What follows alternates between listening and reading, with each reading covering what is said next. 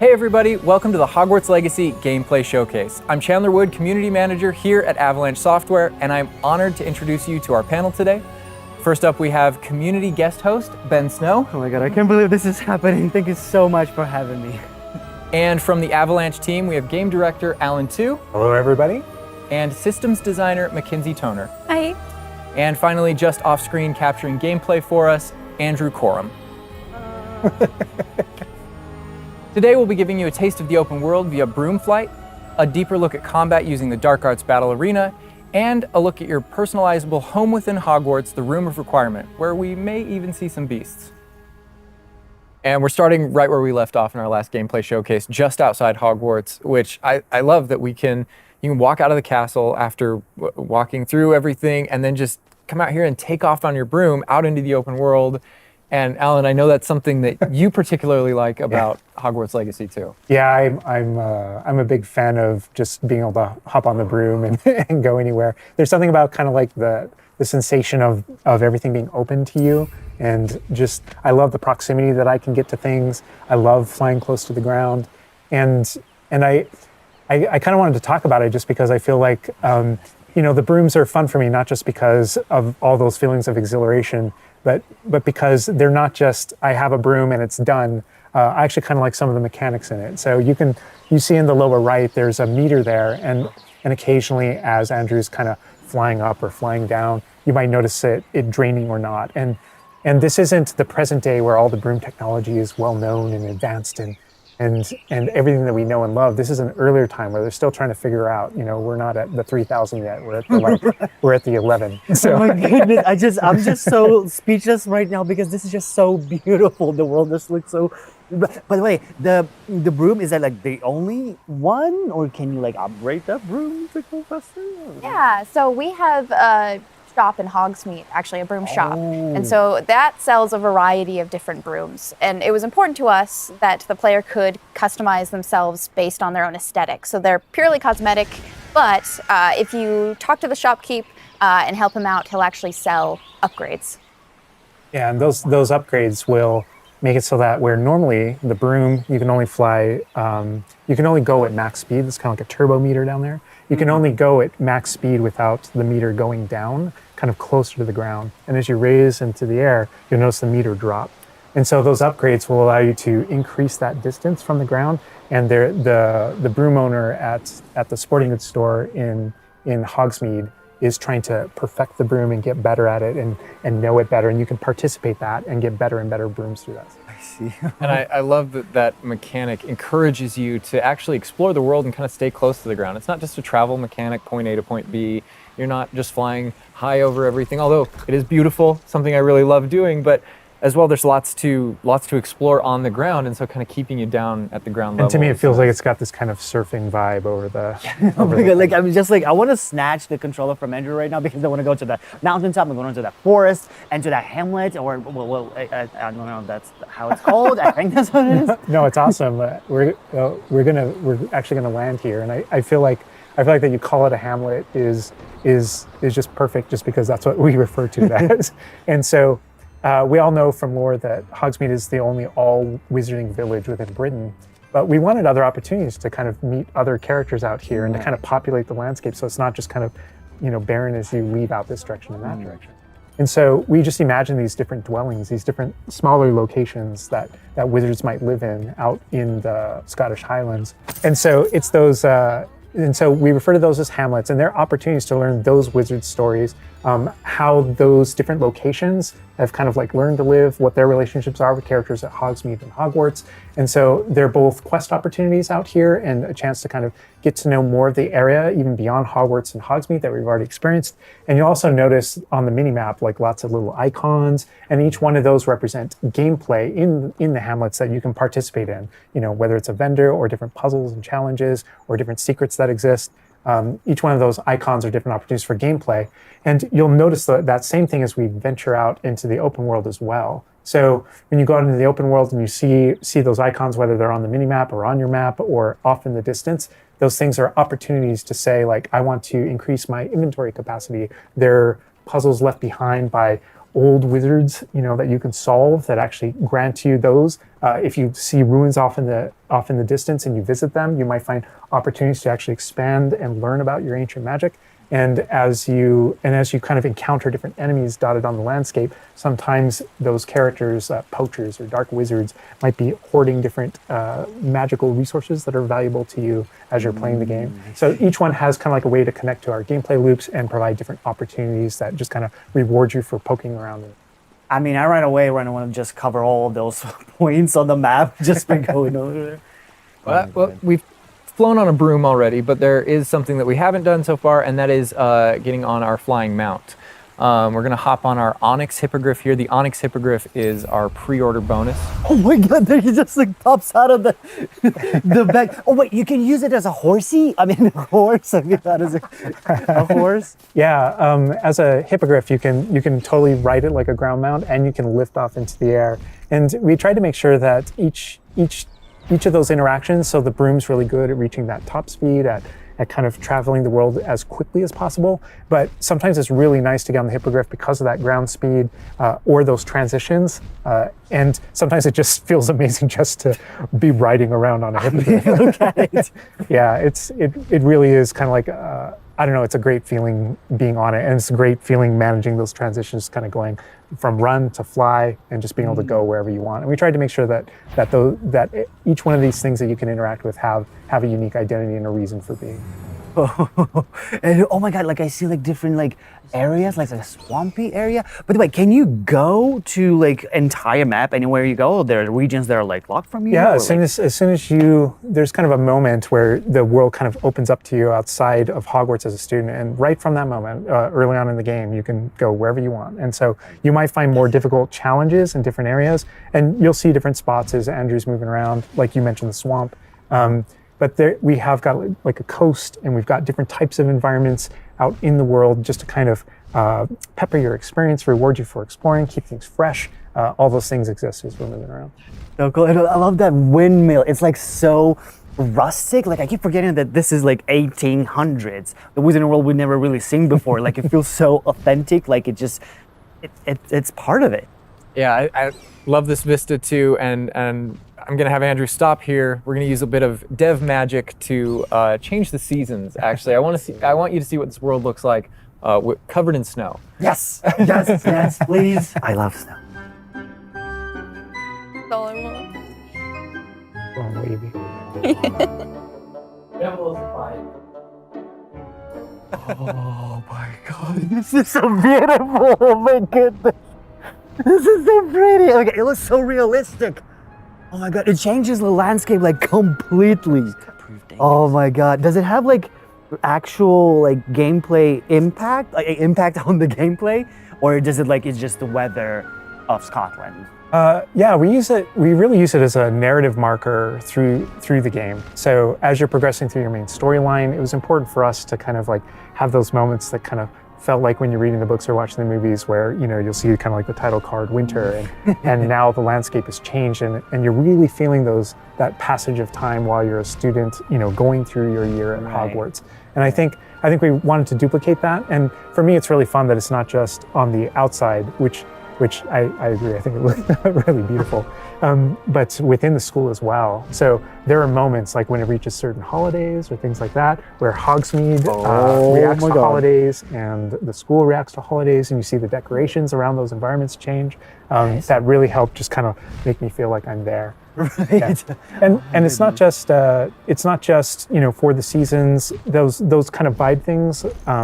Like we have a day-night cycle, and that day-night cycle, even though similarly, like it's largely about vibe, when you go into Hogsmeade in the evening, there's less characters there. Around the school, you'll notice it kind of dies down and quiets down just when there's candlelight and students kind of like as you're walking through the halls. But in that day-night cycle is where we've kind of placed a few items where, whether or not you can collect them or whether or not you can interact with them that are a little bit restricted by the day-night cycle. Wow. And I love Andrew's flying up here, really high up on the hippogriff. And we're just looking at this view of Hogwarts in the distance. It's just absolutely beautiful. It's part of what I love most about flying around in this game, whether it's on a hippogriff or on the broom. No, I mean, you talk about going anywhere and things that you can see in the distance, and that's one of I still can't get over, like, no matter, I played this so much, but I still can't get over the fact that I can see Hogwarts out there, and there's just something beautiful about knowing that all of the things inside of it, the classrooms, the students, the professors, all the places I can go, I can just fly my Hippogriff, land in the courtyard, enter the front doors, and just walk, to the library, to class, or to greenhouse, or to my common room, that it's all contiguous and just kind of like one space is still exciting to me after all this I mean, time. I'm just I'm speechless right now. It's just absolutely beautiful. It's just, oh my God. As much as we want to spend a lot more time out here just flying around, experiencing the world, I think this is a great opportunity to switch over to combat. And last time we gave you kind of an intro to combat. This time we're going to really go a lot more of a deep dive on using the Dark Arts Battle Arena, which is part of our deluxe edition. All right, Andrew's got us in the Forbidden Forest, which is where the Dark Arts Battle Arena is. Which is part of the Deluxe and Digital Deluxe Edition. I love the way that the Dark Arts Battle Arena is actually part of the world. It's integrated into the world, so your experience is more immersive than just choosing an option from the main menu of the game or something like that. A reason to go to the Forbidden Forest. Exactly. There are many reasons to go to the Forbidden Forest, but he's also wearing the Dark Arts cosmetic set, and here he's pulling out the Thestral, which is part of that Dark Arts pack from the Deluxe and Digital Deluxe Edition. So we're going full Dark Arts here. That's good. That's what I doing. But I like this this battle arena. It is a great place to show off really combat in a big way, because it unlocks some interesting abilities for you and allows you to really play around with combat in a deep way. And is this like the only arena like this in the game where you can like practice? And So in the base game we have 2 combat arenas normally, and so everyone has access to those. And each of the combat arenas are an opportunity to kind of just go through a difficult combat challenge, fight through multiple waves in order to earn a different cosmetic for your character and add that to your collection. In the case of that's no different than the Dark Arts Battle Arena. That's also true, the combat arena. But one of the things that we're excited about in the Dark Arts Battle Arena that people can do is you come in preloaded with different abilities. So the unforgivable curses are something that everyone's going to have access to through the base game and going to be able to earn, and they can make choices in order to kind of like add that to their repertoire, and they can also commit to that down with certain talents and things like that. When you play the Dark Arts Combat Arena, you actually have access to all those things as kind of like a way to test them all. And so it's a chance to kind of like tour and play with the Dark Arts and decide whether or not that is a path that you kind of want to go down. But yeah, everyone has the same ability to explore the Dark Arts. This is just kind of like a way of previewing. And again, a great place for us to show off combat in general. So I think we're gonna jump in here. Andrew's gonna start battling, and we can start talking about everything you're seeing on the screen. All right. Oh, they just about the cadavers right away. Oh my God. We're starting off strong. Oh my God. Was that Sergio? Oh my God.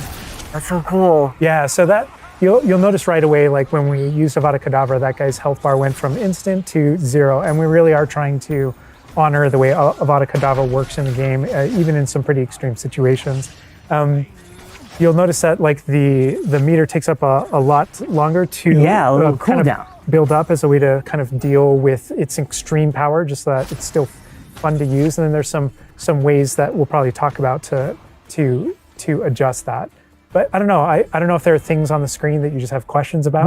Well, like I see like little blue things popping from the enemies. Also, before like that sign, well, it's like, so in the community we call it the ancient magic sign. I don't know if that's how it's called. In the game. So the community is astute. So on the development side and in player facing in the game, we reference that as your ancient magic meter. Oh, so it is ancient magic. That is, yeah. So as your abilities in the game keep growing and you become exposed to some of the secrets about your own kind of mystery and your own abilities, you start unlocking new powers. So one of those powers, you'll see the R1 button appearing throughout the game. That's an ancient magic throw, we call it, that allows you to kind of like draw an object to you and fling it at an enemy. Okay. But whenever you see the R1 or the L1 plus R1 appear over somebody's head, that's an ability to cast a very devastating and powerful ancient magic spell to do a ton of damage against a character. I see. And the way that manifests itself depends on the type of enemy that you're fighting. And you'll see a wide variety of enemies in here that are pressuring the player in different ways. You'll notice there's abilities that kind of bubble up under the player as he's fighting that force him to move. And there's different ways that we want the player to kind of move around on the battlefield. And that's actually a good link to the ancient magic meter in general. And the reason why I say that is because as you're doing different things in combat, you're protegoing and you're doing different abilities and you can kind of spec into it with your talents. There are different ways to get that meter to build faster and faster. But one of the most effective base ways to build up that meter fast, that way you can launch these devastating attacks whenever you want to, is to actually perform combos. So you see that combo appearing, and it's almost like your emotions are building up, and then basically that builds up enough that you can attack someone. But as the combo meter builds up, at some point you strike someone and a piece of their magic kind of falls out of them. You'll see these blue orbs in the game world, and there's something that only you can see in the narrative, in the world. And it's another reason to move around on the battlefield. If you can go up and collect those things and suck them in, they give big jumps to that ancient magic meter as we're playing. We're talking a lot about spells and magic here, but I think there's another huge component of combat, and that is the tools that you can bring to combat as well to kind of change the way you play. And I think Mackenzie knows a lot about what's going on with the plants and potions. And so the tools are really interesting because they're basically like a prior investment. So you can bring the potions and the plants that you grow in the Room of Requirement to combat to essentially kind of help you defeat enemies a lot quicker and more efficiently. So some of the tools that you'll see here are like the rock skin potion. So that is something that basically covers your skin in this like rocky material that reduces the incoming damage that you're receiving. So against big enemies, hard-hitting enemies like trolls, that's super helpful. Oh my god, she's just destroying. The troll just collapsed from one of the cadavers. Obviously, we have the Wiggenweld potion as well, which increases your health. And then we have the focus potion. So when Alan talks about having to balance Avada Kedavra with a long cooldown, because obviously it's an instant kill, one thing that you could do is brew a focus potion, and that will increase how quickly your cooldowns regain. Right. Oh my god, there's just so much like versatility, like in what the character is doing to the troll right now. Like he's just bouncing around the arena. He's like not. And the troll makes him move around too, looks like. And I love that our plants are violent. Yes, and so that's like when we're talking about the setup of the arena, you also have plants that you can fight with. And so we have things like the venomous tentacula that you can put down, and it acts like a turret, and it just kind of shoots enemies around the battlefield. That is so cool. This is like a truly like Hufflepuffian way to approach the battle. Yes. No, that was super important to us, that there were these like multiple ways. And so you can see there's a ton of different things that you can use. The mandrake is one, so you can pull it out and it stuns with its like piercing cry these enemies in a radius. And another thing I want to call out that we're seeing on the side of the screen here is these dueling feats, which I love because I love anything that prompts me to play a game in a different way, a unique way. I don't want to get stuck in my style, you know? And so this is a way to, if you want to get stuck in your style, go for it. If you just want to blast people with spells, go for it. But we also want to have some things over here that may make you use certain plants or certain potions or block more or... Yeah, we mentioned the field guide challenges in the prior stream. And the field guide challenges, this is the way that the field guide manifests like challenges for you to do in combat. And exactly to your point, we just wanted a way to encourage players to explore the different systems, to help them decide, to just kind of practice with them and explore what they want to be, because there really are so many different ways that you can push talents. When you see the green X's on characters, that's right. And that's kind of through your talents you can unlock this kind of cursing mechanic that sort of like links the fates of these different characters on the battlefield. That way, as you get as you're cursing different characters, they all begin sharing damage. And so we have things like Avada Kedavra, which is the insta-kill, but if you curse everyone before you insta-kill this one guy, they can all drop dead for that kind of ultimate Voldemort fantasy. Yeah. And so Oh my god. there are dark arts fantasies. There's fantasies about being more of a defense against the dark arts character, things like that misty step that you see occasionally being used on the battlefield. And we can also spec into our potions and plants to make them more powerful and more efficacious. So it's Wow. all about which type of player you feel like you are and whether or not you want to play with prep on the fly or with deliberation, and those are all different options. That is so cool because like it's like I see so much like going on the stream, just so much complexity, and I want to just try it myself, like which style works best. I mean, I feel like it's the dark arts is going to be the easiest route, but You're our ancient audience. magic, to be honest, feels like much more powerful than just the dark arts. Yeah. To be fair. And speaking of plants and potions, we're going to be putting the dark arts away, put those unforgivable Aw. curses away, and heading to the Room of Requirement, which is your home within Hogwarts, a personalizable space that actually has some utility as well, where you get to brew things and grow things and also care for some beasts. All right, Andrew's got us in the Room of Requirement, wearing, we kind of went casual mode on the outfit here, wearing a nice jumper. And I think that's a good jumping off point for the personalization of the space as well. Not just your character and the visuals of your character, but actually this space is a place that you can make your own. Yeah, it was super important to us that this space really did feel like your reflection as a wizard. So you can change the architecture in here. What? Different themes throughout, starkly different themes, to really just hammer home that this is yours. You Oh can my change- god, what? This is beautiful. We never expected that to be. Oh my god. That's the thing, is not only can you change the architecture here, but you can actually conjure little objects into this space, as you can see. So there's like statues that you can do, and ornaments and tables and rugs and just a bunch of little things that really flesh out the space and bring it to life. Oh my god, because like we had an idea that those places where you brew stuff, that's where you can change, but you can do all of this. Where do you even get this stuff? Like there's a furniture store? Yeah, so we call them conjurations. And the conjuration recipes can be purchased at Tomes and Scrolls in Hogsmeade. But also as you engage in different types of gameplay throughout the world, you'll be rewarded with different objects. That's so cool. And you change color? You can change the color, you can change the size of it, and you can place it basically anywhere. Oh my god, it's so tiny. It's like for baby Niffler. And I love how the system too is designed. It's not mechanical; it's immersive, and so you get the magical effect of conjuring it in, and you're actually doing this in the world as your character. But the way you've blended like that gameplay with the immersive design of personalizing the Oh my space. god, like, and I love the animation, how it like appears, you know, like it's not just like there, it's like it almost like it apparates. It is really quite beautiful, and that was the thing, is we wanted that to look really nice because the magic in the wizarding world is everywhere. It's physical, it's kinetic, and it's whimsical. And we really wanted to nail that whimsy in this space.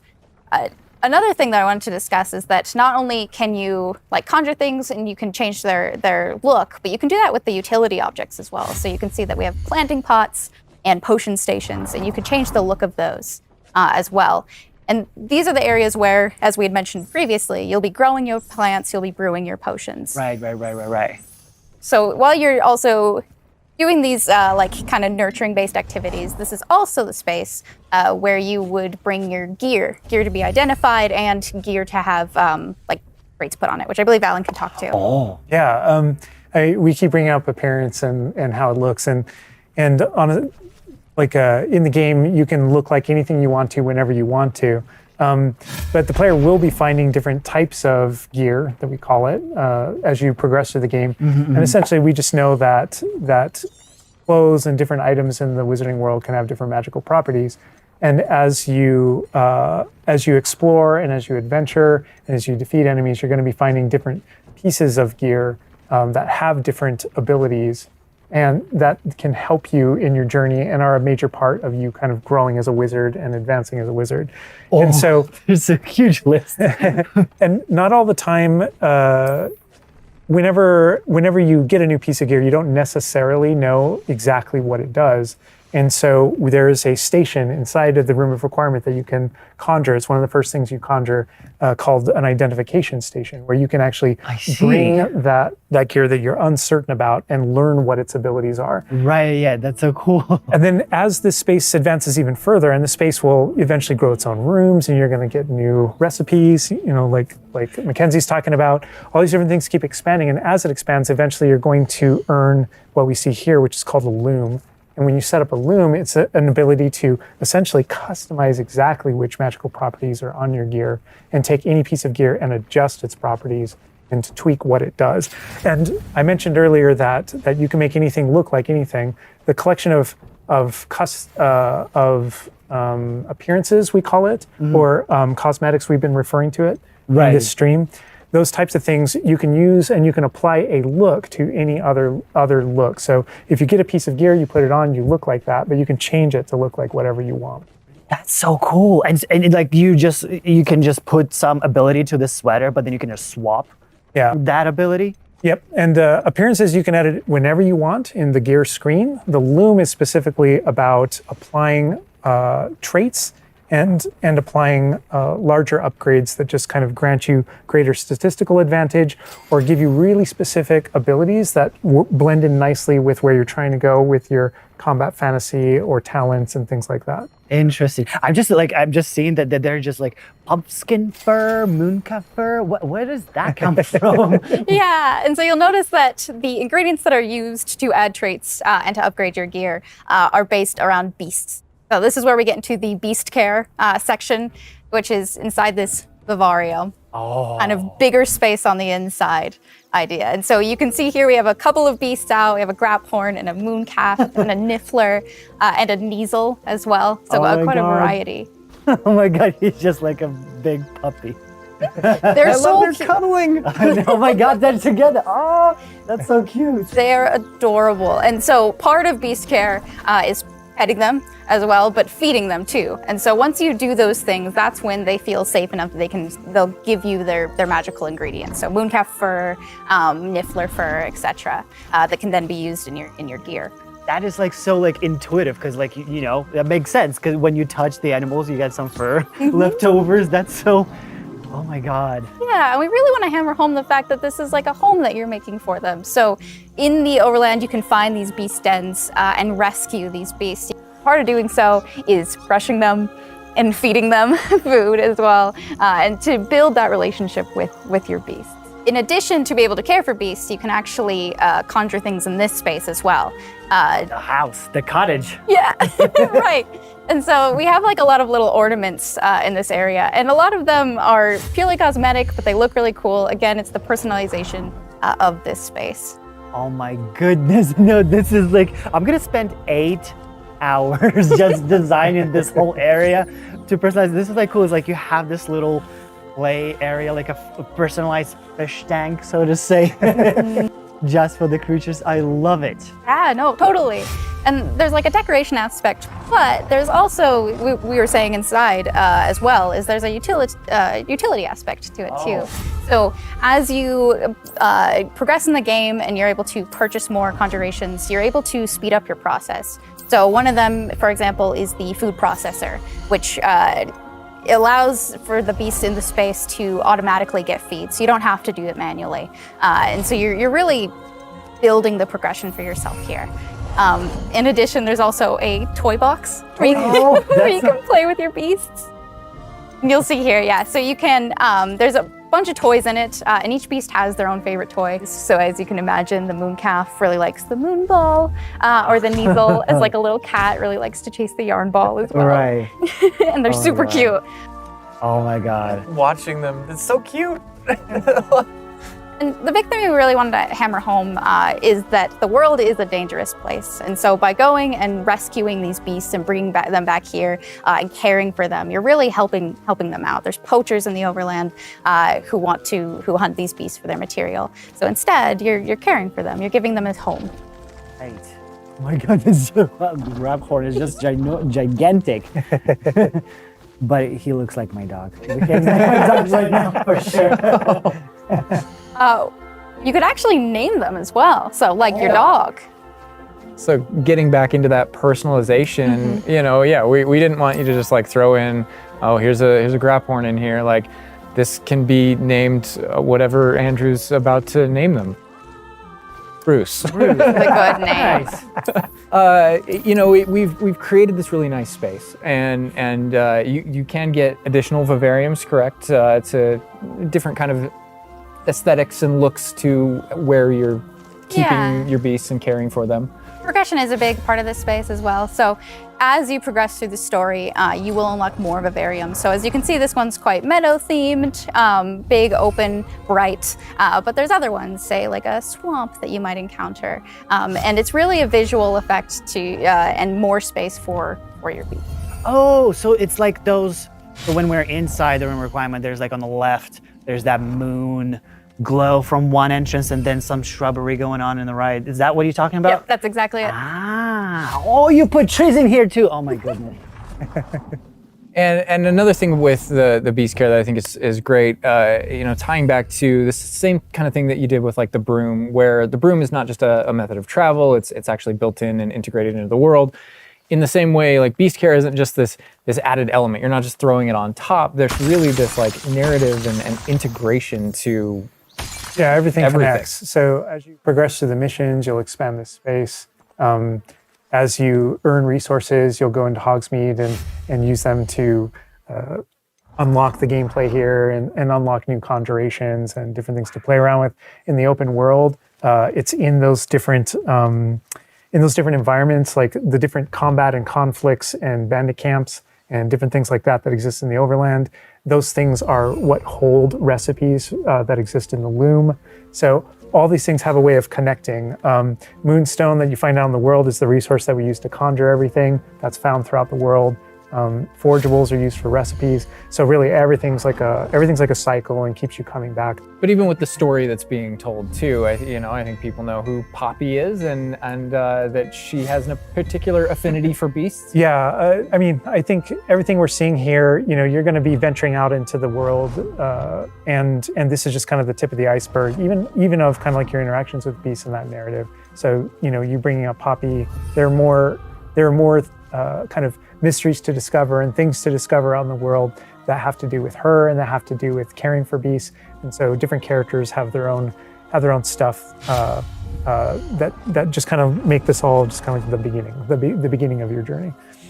Well, we could spend hours in here, but we're gonna have to end the stream now. What do you think about what you've seen today? I mean, I'm just so blown away by how beautiful it looks. The open world seems so detailed and there's so many things to do, and like the combat, we're gonna spend like 2 weeks or more just breaking it down by pieces. There's just so much to this world. Like, I'm so happy you guys did this overall gameplay. And that's just the tip of the iceberg. We've got more for you to discover and find on your own. Thank you so much for being here. Thank you for watching. Hogwarts Legacy is available for pre-order now. It releases February 10th with 72-hour early access for owners of the Collector's, Deluxe, and Digital Deluxe Edition. We're gonna wrap things up, but first we've got a little surprise for you. Bye.